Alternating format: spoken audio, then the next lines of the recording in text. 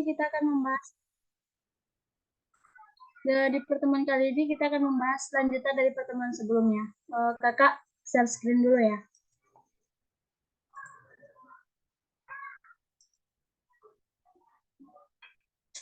Gimana teman-teman? Udah kelihatan share screen-nya?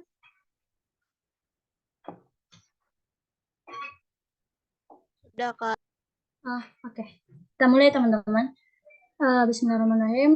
Karena di pertemuan sebelumnya kan kita membahas tentang Dokoni Arimaska. Bagaimana kita cara menjelaskan atau menyatakan keberadaan suatu benda. Di pertemuan kali ini kita masih membahas materi itu, tapi ini part 2-nya teman-teman. Oke, kita mulai. Pertama kita ketahui dulu nih apa sih barang-barang yang akan kita pelajari yang akan kita gunakan di materi ini. Barang-barangnya masih sama dengan materi sebelumnya. Kalau teman-teman sebelumnya udah nyatet, nggak usah nyatet sekarang karena lihat catatannya sebelumnya aja. Oke, sebelum itu teman-teman yang lain yang bisa on cam, silakan di on cam kan dulu kameranya.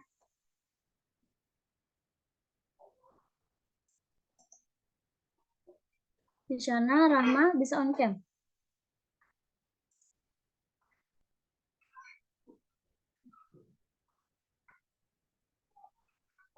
Oke, jadi kalau kakak on cam sendiri, kakak berasa ngomong sendiri jadinya. Oke, kita lanjut teman-teman. Karena ada barang-barang di sini ada isu, kursi, kue, meja, kalender, dormi bako, kokuban keshi, sashin, dan kabin. Oke, karena sebelumnya kita udah pelajari ini, kita lanjut aja teman-teman. Oke, kita masuk ke kosakata letak. Kalau di pertemuan sebelumnya kosakata letak kita ada 3 yang kita pelajari. Di pertemuan kali ini kita akan mempelajari 5 buah tata letak. Yang pertama itu ada sebelah kiri, kidari, kanan, migi, di antara, aida, di depan, mae, dan di belakang ushiro. Untuk teman-teman bisa dicatat dulu, biar nanti kalau ada latihan kita nggak perlu balik ke slide sebelumnya.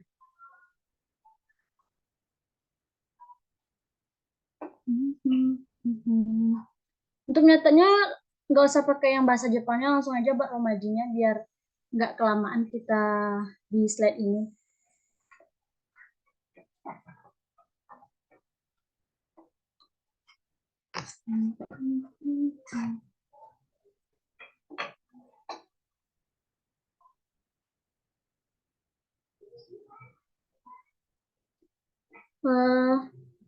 Udah ada yang selesai nyatetnya teman-teman?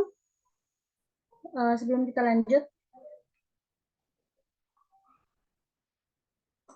Udah, Kak. Boleh dilanjutkan, Kak?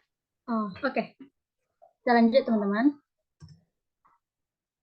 Sebelum kita masuk ke pola kalimat nih, kita pelajari dulu apa sih verb yang akan kita gunakan untuk menyatakan atau mengungkapkan keberadaan atau letak satu benda. Sebelum pertemuan sebelumnya kan kita udah bahas nih, ada 2 kata kerja imas dan arimas. Imas bentuk positifnya, bentuk negatifnya imasen, arimas bentuk positifnya dan bentuk negatifnya arimasen.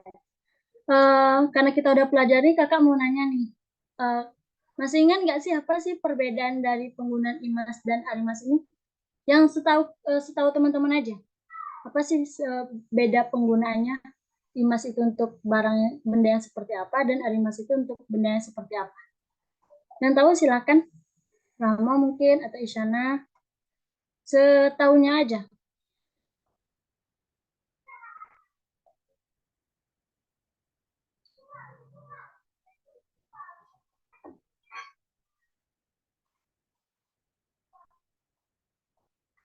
Silakan dicoba, gak usah malu-malu. Nah, Rama bisa Rama, apa sih perbedaan penggunaan imas dan arimas ini?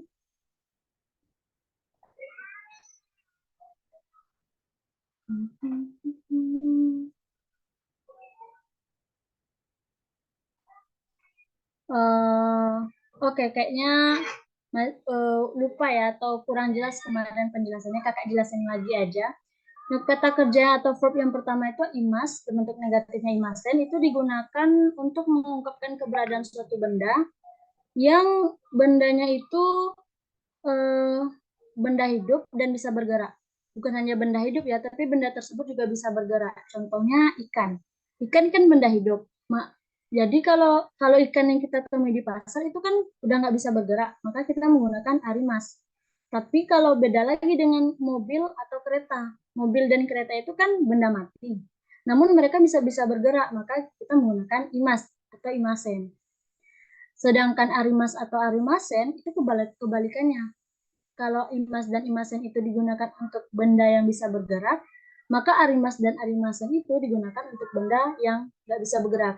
Contohnya bangunan atau kosakata yang kita pelajari sebelumnya, buku, home, kaban, sashin, kabin, dan lainnya. Jadi penggunaan imas dan arimas ini tergantung pada benda yang kita jelaskan atau benda yang kita ungkapkan. Kalau benda tersebut bisa bergerak, maka kita menggunakan imas atau imasen. Jika benda tersebut tidak bisa bergerak, maka kita menggunakan arimas atau arimasen. Bisa dipahami teman-teman? Paham, Kak. Oke, kita lanjut ya. Masuk ke pola kalimat nih. Kalau pola kalimat ini kan sudah kita pelajari ya sebelumnya, di pertemuan sebelumnya. Kakak cuma mau ngingetin aja. Yaitu kita sebutin dulu nih, benda yang kita ungkapin itu, benda yang mau kita benda yang mau kita ungkapin itu apa. Lalu kita tambahkan partikel wa, lalu kita sebutkan letak dari benda yang kita maksud. Kita tambahkan partikel no, kita sebutkan posisinya, di ataskah, ue, di dalam naka, di bawah shita, atau di kiri, di kanan, ushiro, dan naik. Baru kita akhiri dengan ni arimas atau imas. Tergantung dari benda yang kita maksud. Benda tersebut bisa bergerak atau enggak. Kita lihat contohnya ya. Contoh yang pertama. Hon wa kaban no nakan arimas. Hon wa kaban no nakan arimas. Hon buku, kaban tas, jadi buku ada di dalam tas. Naka itu kan di dalam. Mengapa kita menggunakan arimas? Karena benda yang kita maksud itu adalah buku. Buku kan nggak bisa bergerak, maka kita menggunakan arimas di akhirnya. Kita lihat lagi contoh yang kedua. Inu wa tsukue no shitani imas. Inu wa tsukue no shitani imas. Inu itu anjing, tsukue no itu meja, shita itu di bawah. Jadi anjing berada di bawah meja. Mengapa kita menggunakan imas di akhirnya? Karena benda yang kita maksud itu hewan. Hewan itu kan makhluk hidup bisa bergerak, maka kita menggunakan imas. Ada pertanyaan sejauh ini teman-teman? Atau kakak jelasinnya terlalu cepat bisa dibilang kok. Sebelum kita lanjut. Paham, Kak. Oke. Kalau di pertemuan sebelumnya ini nih yang mau kita yang membedakan dari pertemuan sebelumnya. Kalau pertemuan di tata letak tadi kan ada aida ya posisinya di antara. Kalau kita berbicara tentang di antara, tentu kita berpikir ada satu benda yang diapit oleh dua benda. Contohnya pensil berada di antara buku dan pena. Dan kata hubung inilah yang kita bahas malam ini. Kata hubung yang menghubungkan dua benda tersebut, yaitu dan. Dan dalam bahasa Jepang itu to. Jadi misalnya kalau di pola yang sebelumnya kita bahas itu kan seperti contoh yang pertama nih. Sashin wa tsukue no ue ni arimasu. Sashin wa tsukue no ue ni arimasu. Foto ada di atas meja. Itu kan pola yang umum yang sebelumnya kita gunain. Bagaimana kalau kita menggunakan aida di antara? Kalau di antara berarti ada dua benda yang mengapit satu benda, ya kan? Lalu ini kita lihat contohnya yang kedua. Sashin wa boru pento hon no aida ni arimasu.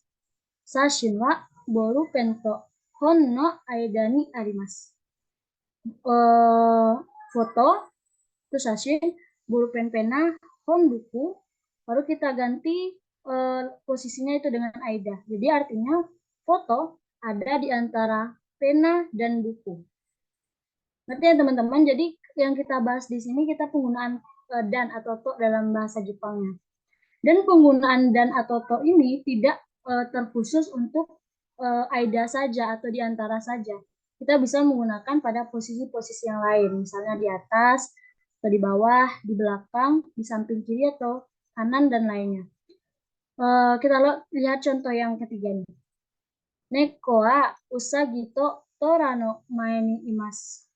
Neko wa usagi to tora no mae ni imasu. Neko itu kucing, usagi itu kelinci, tora itu harimau, dan mae itu di depan. Jadi bisa diartikan kucing berada di antara kelinci dan harimau.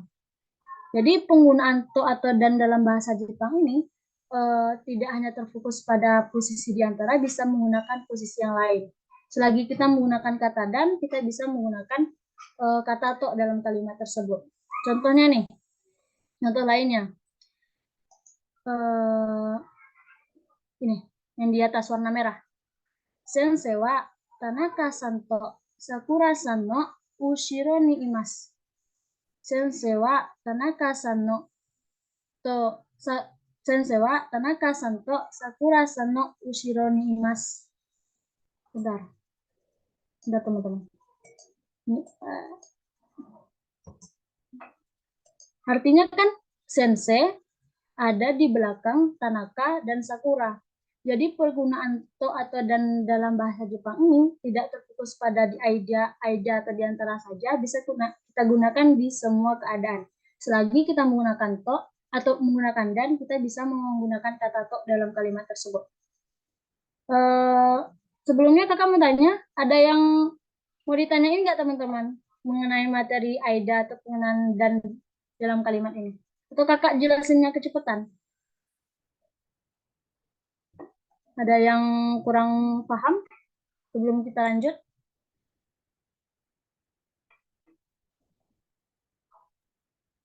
Kak, berarti kalau di dalam juga bisa pakai tahu juga ya, Kak? Bisa, tergantung kalau di dalamnya misalnya di dalam apa nih, di dalam kotak misalnya.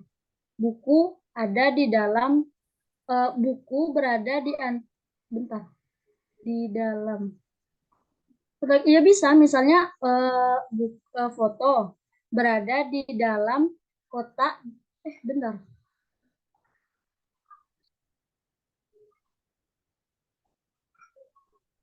Kalau untuk di dalam kayaknya nggak tergantung. Kalau kalimat yang kita gunain itu menggunakan kata dan, maka kita bisa menggunakan to. Jadi penggunaan to atau dan di sini tidak berpengaruh pada posisi yang kita ungkapkan. Misalnya kalau kalimat yang kita gunakan itu mengandung kata dan, maka kita bisa menggunakan kata to. Gitu. Kalau dari Isyana sendiri, kalimat yang menggunakan kata dalam itu bagaimana? Coba disebutin bahasa Indonesia. Kalau di dalam kalimat tersebut ada kata dan, maka kita bisa menggunakan to dalam kalimatnya.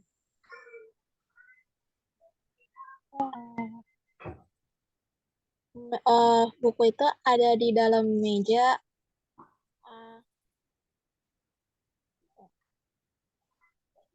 Ada di dalam lemari. Lemari atau di itu nggak bisa ya, Kak? Ya kalau kalau di dalam kayaknya cuma satu deh, misalnya foto ada di dalam kotak atau foto ada di dalam tas. Kalau kita menggunakan kata dan, bagaimana tuh kalimatnya? Kayaknya nggak bisa deh. Ya, nanti kalau kita di waktu ngerjain soal atau apanya ketemu kata dan yang untuk di dalam, ya bisa ditanyain aja di grup atau chat ke pribadi, kakak juga bisa. Kalau sekarang kayaknya kalau kita pikir-pikir, gimana tuh kalimat yang menggunakan dan kalau menggunakan posisi dalam, agak susah ya kita nyari kalimatnya. Nanti kalau di pertengahan jalan kita ketemu kalimat tersebut kayak gitu, ditanyain aja ya Shana. Nah, iya, Kak. Oke. Untuk sejauh ini ada yang mau ditanyain dari materi yang udah sampai kita bahas di slide ini? Atau mau kita lanjut? Boleh dilanjutkan, Kak? Oke. Oke, kalau di pola kalimat yang kita pelajari sebelumnya nih, kan ada contohnya kayak gini. Sashin wa tsukue no ue ni arimasu. Sashin wa tsukue no ue ni arimasu. Foto ada di atas meja. Ternyata ada variasi lain nih yang bisa kita gunain, yaitu misalnya dari kalimat tadi, di atas meja ada foto. Beda kan kalimatnya, foto ada di atas meja. Di atas meja ada foto. Pola kalimatnya kalau di atas kan udah kita tahu ya, kata benda, partikel wa, lalu letaknya ditambah partikel no, lalu posisinya kita sebutin di atas kah, di bawah, baru kita pilih dengan ni arimas atau imas. Kalau dengan variasi yang kedua, contohnya di atas meja ada foto. Itu kita bisa menggunakan rumus yang seperti ini. Kalau kita majuin di mana letak barang yang kita ungkapin. Misalnya ini kan foto ada di atas meja. Nah, mejanya kita kedepanin, sukueno, baru kita lanjut dengan posisinya, ue di bawah, di atas. Jadi sukueno ue ini baru kita masukkan yang kita benda yang kita maksud, foto kan. Jadi sukueno ue ini sashinga arimasu. Ada perbedaannya di kalimat yang pertama kita menggunakan wa, di kalimat pertama kita menggunakan wa, di kalimat kedua kita menggunakan ga. Jadi teman-teman ada yang tahu nggak apa tuh perbedaan penggunaan wa dan penggunaan ga dari kalimat yang ada di slide nih. Variasi pertama, foto ada di atas meja. Variasi kedua, di atas meja ada foto. Maksudnya bagaimana tuh kalau dari kalimat tersebut? Ada yang tahu? Aktif sama pasif, Pak. Aktif sama pasif. Kotak ada di atas meja. Di atas meja ada foto. Foto ada di atas meja. Di atas meja ada foto. Itu sama-sama di kan? Kalau kalimat variasi pertama kita buat, kalau variasi pertama itu berbeda kalimatnya, atau ada yang berbeda, misalnya di atas pertama awalannya di atau di bawah me, jadinya itu baru bisa kita ungkapkan pasif atau aktifnya. Kalau kayak gini, kayaknya nggak pasif aktif deh. Misalnya anak lagi pikirin aja nih, foto ada di atas meja. Di atas meja ada foto gitu. Ada yang penekanan apa gitu. Menurut Isyana bagaimana?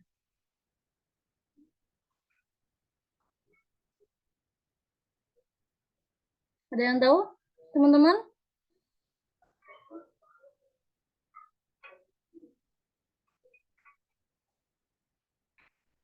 Oke, kakak jelasin aja ya.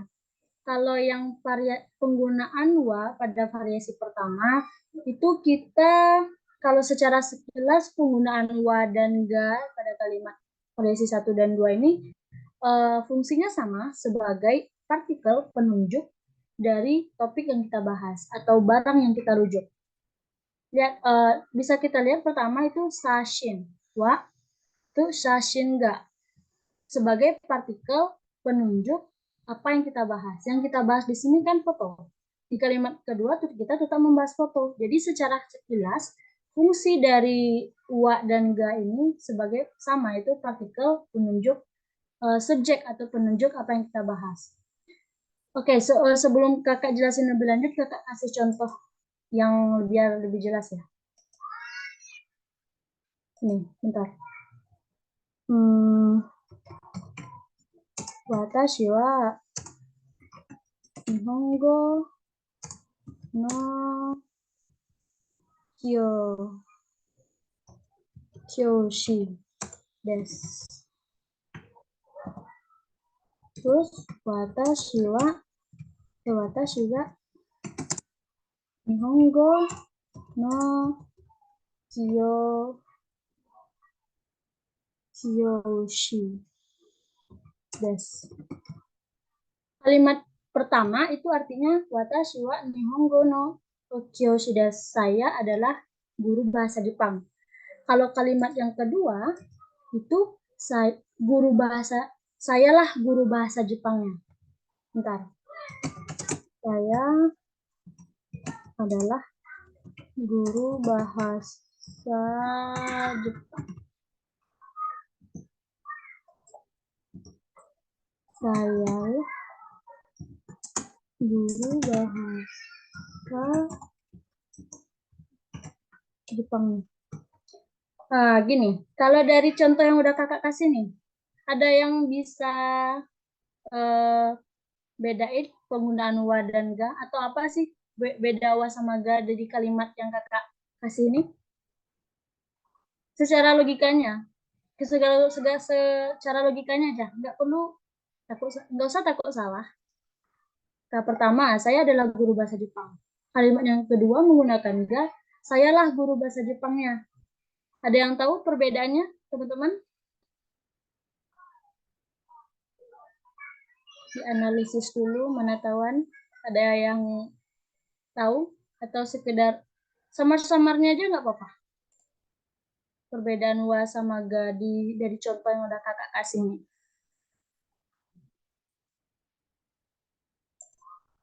Rama mungkin tahu itunya di sana? Mungkin kata tunjuknya Kak. Kata tunjuknya. Maksudnya gimana tuh? Kata tunjuk tuh.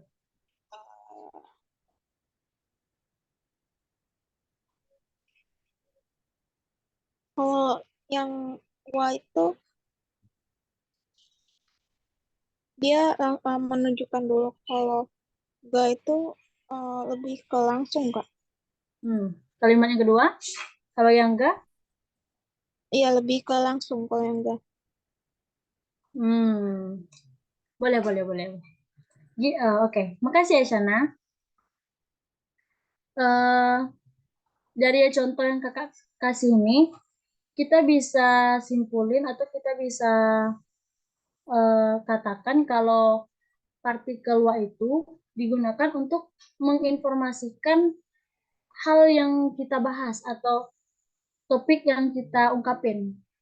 Jadi menginformasikan sekedar kita kasih tahu aja nih, saya adalah guru bahasa Jepang. Gitu. Tapi kalau penggunaan partikel ga, kita mengatakan seolah-olah dari antara guru yang ada di sekolah ini, yang guru bahasa Jepangnya itu saya loh, gitu. Jadi penggunaan partikel ga ini lebih menekankan si subjeknya. Hal yang pertama, saya adalah guru bahasa Jepang yang menginformasikan nih. Kalau yang partikel ga, itu dia menekankan kalau sayalah guru bahasa Jepangnya, gitu. Sama contohnya kayak gini, misalnya kita lagi kumpul-kumpul nih sama teman. Lalu ada yang nanya, kamu siapa gitu katanya. Lalu kita jawab, watashi wa gakusei desu. Gitu. Saya adalah mahasiswa. Lalu di waktu yang sama, ada lagi orang nanya, yang mahasiswa siapa? Gitu. Yang mahasiswa yang mana? Gitu. Lalu kita jawab, watashi ga gakusei desu. Yang mahasiswa itu saya. Gitu. Jadi, dapat kita katakan kalau penggunaan wa itu untuk kita menginformasikan lebih kepada predikatnya. Kalau penggunaan partikel ga, itu kita lebih menekankan subjeknya. Saya loh yang mahasiswa, atau saya loh yang guru bahasa Jepangnya, gitu. Gitu kalau penggunaan wa sama ga di kalimat ini. Ada yang mau ditanyain teman-teman mengenai wa dan ga ini? Kurang paham gitu?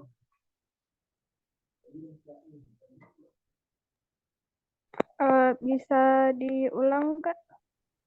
Oh, oke. Ini kan udah kakak kasih nih contoh yang warna merah. Kelihatan kan yang ini? Yang watashi wa nihongo no kyoshi desu nih. Nah, kalau dari contoh yang udah kakak kasih, ini kan watashi wa nihongo no kyoshi desu. Saya adalah guru bahasa Jepang. Itu kalau menggunakan partikel wa. Kalau menggunakan partikel ga, watashi ga nihongo no kyoshi desu. Sayalah guru bahasa Jepangnya. Jadi kalau dilihat penggunaan wa ini untuk sekedar menginformasikan dan apa yang kita bahas di kalimat itu. Yaitu di kalimat yang kita bahas, saya adalah guru bahasa Jepang. Gitu. Dia menginformasikan dirinya. Kalau penggunaan partikel ga, itu dia lebih menekankan siapa sih subjeknya, apa menekankan subjeknya, bagaimana sih si subjek itu. Lalu kalau yang variasi kedua, watashi ga nihongo no Kyoshi desu. Sayalah guru bahasa Jepangnya. Jadi seolah-olah di antara guru yang ada di sekolah itu, yang guru bahasa Jepang itu dia gitu. Saya gitu. Paham? Misalnya nih, tadi yang udah kakak kasih. Kita lagi kumpul nih sama teman-teman. Lalu ada yang nanya ke kita, yang rame ke kita kan. Lalu dia nanya, kamu siapa? Kata dia. Lalu kita jawab, watashi wa gakusei desu. Saya adalah mahasiswa. Jadi kalau Mbak Ua ini sekedar menginformasikan dia apa yang maksud dari kalimat kamu itu. Misalnya maksudnya kan saya adalah mahasiswa gitu. Lalu ada di waktu yang sama ada lagi yang nanya, yang mahasiswa yang mana gitu. Lalu kita jawab, watashi ga gakusei desu. Sayalah mahasiswa itu saya gitu. Jadi kalau yang wa itu menginformasikan atau lebih ke predikatnya. Kalau partikel ga itu menekankan si subjeknya. Yang mahasiswa itu saya atau yang guru bahasa Jepang itu saya gitu. Eh, Siapa tadi yang nanya? Rama. Gimana nama? Paham nggak? Oke. Yang lain ada yang kurang dipahami mengenai variasi wa dan ga ini? Pak, soalnya kalau ga itu hanya, maksudnya lebih ke dianya gitu ya, Kak? Ya, lebih ke dianya menunjukkan eh, siapa sih si subjek itu gitu. Kalau kalimat yang wa itu kan dia sekedar menginformasikan aja nih. Saya mahasiswa gitu. Kalau yang ga itu kita. Nah, kalau yang ga itu di antara orang yang banyak, yang mahasiswa itu dia gitu. Jadi lebih ditekankan siapa si subjeknya gitu. Oke, Kak. Eh, Oke. Yang lain ada yang ditanyain nggak? Kalau enggak kita lanjut ke latihan soal.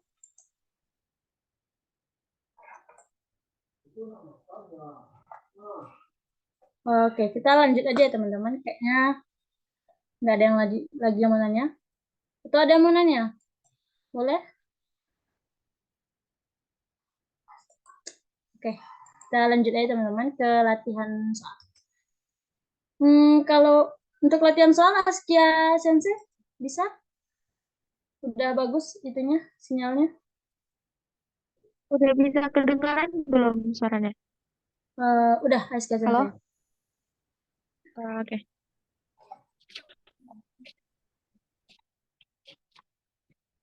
Em, Oke, teman-teman. Makasih ya, Miss Sensei, untuk penjelasannya. Dari sini kakak ambil alih ya. Nah, ini kita masuk ke bagian latihannya ya, teman-teman. Jadi tadi kan kita udah belajar pola-pola kalimatnya. Nah, jadi tadi kan kita udah belajar, ini juga termasuk ke posisi benda.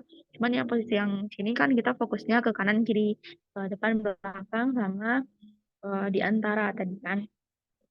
Nah, di soal teman-teman lihat kan di situ soalnya tuh kayak biasa. Pertama kita tiga kata doang. Nah, jadi di sana kan ada kata-kata yang ditandain sama angka kan. Itu tuh teman-teman ganti sama yang ada di tabel. Kayak yang pertama itu kan yang pen wa honto jisho no shita ni arimasu. Kayak gitu kan. Pena berada di bawah eh, buku dan kamus katanya kan. Nah, jadi di situ kan yang ditandain pen, hon, jisho, sama shita. Jadi yang teman-teman lakuin itu nanti gantiin kata-kata yang udah ditandain itu sama yang ada di tabel di bawah itu. Jadi eh, ada Gomibako sampai Shita ke bawah, ada Yuji-san no pen sampai Arida ke bawah, sama Donisan Noto sampai Hidari ke bawah. Nah, ini kan pola yang pakai to ya untuk dan ini yang dicontoh itu kan eh, kita em, artinya tuh pena ada di bawah buku sama kamus katanya kan. Nah, selanjutnya ada yang mau coba nggak? Jadi mau coba dulu nggak? Isyana mungkin? Oh, Rahma. Mau nggak? Silakan. Yang Yujisan itu, bukan Kak? Atau yang Gomi Gomi Bako Bako dulu. duluan? Gomi Bako dulu. Silakan. Halo? Halo? Iya, Ya, silakan silakan. Rahma. Silakan. Nam. Kedengeran nggak sih Kak? Kedengeran kok? Mulai aja. Dari yang Gomi Bako Kak? Oh, iya, dari yang Gomi Bako dulu. Eh, Gomi Bako wa isu to sukue jisu ji Gomi Bako wa isu to sukue no shita ni arimasu.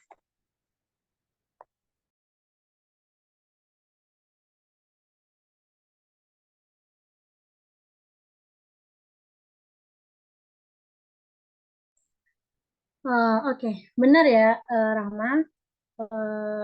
Gomi Bako wa isuto ji usukue no shita ni arimasu. Oke, untuk yang kedua, Yuji-san, ada yang mau coba?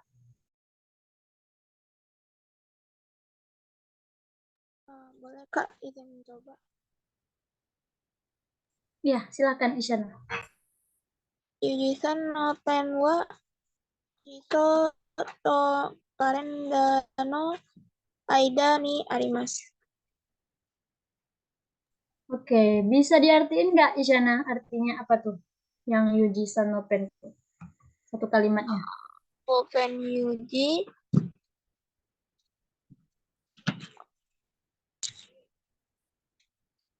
benar Kak.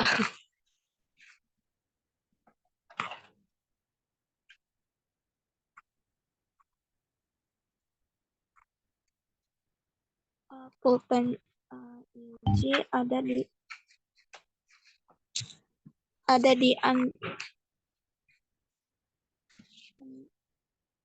pulpen Yuji ada di antara kamus dan kalender.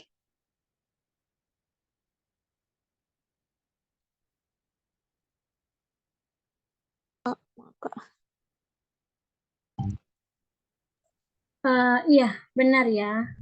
Pena Yuji ada di antara kamus dan kalender. Oke, lanjut yang